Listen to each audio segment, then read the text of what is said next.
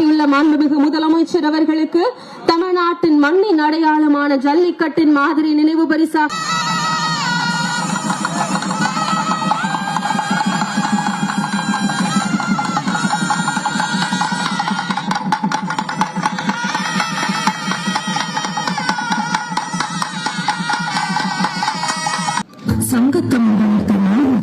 திராவிட model அரசின் மற்றும் ஒரு மகுடம் கூடல் மாநகர் மக்களின் 100 ஆண்டு கால மதுரை மேலமடை சந்திப்பில் புதிதாக கட்டப்பட்டுள்ள வீரமங்கை வேலு நாச்சியார் மேம்பாலத்தை முதலமைச்சர் மு.க.ஸ்டாலின் திறந்து வைத்தார்.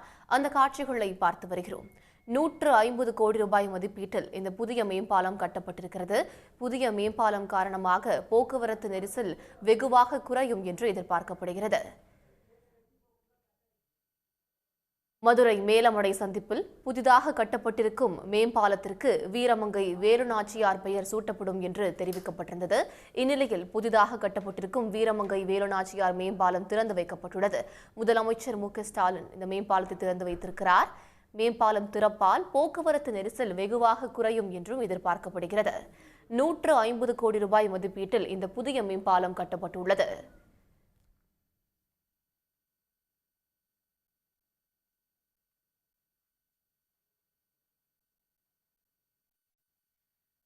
மதுரை மேலமடையில் கட்டப்பட்ட புதிய மேம்பாலத்தை முதலமைச்சர் மு.க.ஸ்டாலின் திறந்து வைத்திருக்கிறார். முதலமைச்சர் மு.க.ஸ்டாலின் திறந்து வைத்து அந்த மேம்பாலத்தில் பயணம் செய்து வருகிறார். அந்த காட்சிகளை நாம் திரையினில் பார்க்கிறோம்.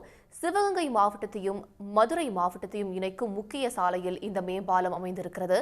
950 மீட்டர் நீளத்தில் மதுரை மேலமடை பகுதியில் மேம்பாலம் கட்டி முடிக்கப்பட்டு உள்ளது.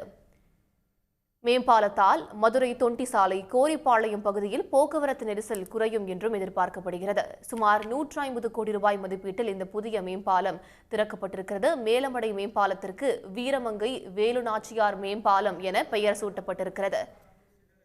இது பற்றிய விரிவான தகவல்களை வழங்குகிறார் செய்தியாளர் சரவணன். சரவணன், விரிவான தகவல். மதுரை தொண்டி நெடுஞ்சாலை மேலமடை சந்திப்பில் 150 கோடி ரூபாய் மதிப்பீட்டில் புதிய மேம்பாலம் திறந்து வைக்கப்பட்டது. பாலத்திற்கு வீரமங்கை வேலு நாச்சியார் பாலம் என முதல்வர் பெயர் சூட்டி திறந்து வைத்தார். விழாவில் பொதுப்பணித்துறை நெடுஞ்சாலைத்துறை அமைச்சர் ஏவா வேலு மற்றும் அமைச்சர்கள் கலந்து கொண்டனர். வேலு நாச்சியாரின் வாரிசுகளும் கலந்து கொண்டனர். முதல்வருக்கு ஜல்லிக்கட்டு பாரம்பரியத்தை போற்றும் வகையில் ஏறு தழுவுதல் சிலை வழங்கப்பட்டது. மதுரையின் அடையாளமாக ஜல்லிக்கட்டு சிலையையும் திறந்து வைத்தார். உடனுக்குடன் செய்திகளை தெரிந்து கொள்ள சன் நியூஸ் பெல் ஐகானை கிளிக் பண்ணுங்க.